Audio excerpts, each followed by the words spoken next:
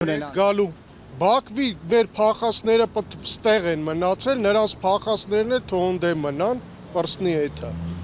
Իսկ ինչ մնում ես հավայի ծախսեր, մախսեր, սատ մատ են սարքում, զենք պետք է առնեն, լիքը զենք ունենան։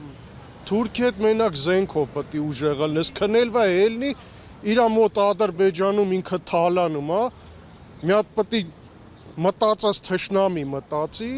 այդ մտածած թշնամին էլ միշտ մենք ենք կլելու, միշտ կռիվ է սարքելու, որ ընդ ինքը իր թալանը պահի։ Դրա համար պետք է զինված լինես, որ կարենաս դիմադրես։ Ինքը իր նավթի փողերը գողանում է իր երկրում, պետք է մի հատ թշնամի ձեռի տակ նկարած թշնամի ունենա, որ ժողովրդի ուշադրությունը խափի, ասի, ինչի եմ արեն տենց վատ ապրում, որ ասի հայերի հետ իբր թե պայքարում են, բայց տենց բան չկա, թալանում է, թշնամի է պետք իրան, ու միշտ էլ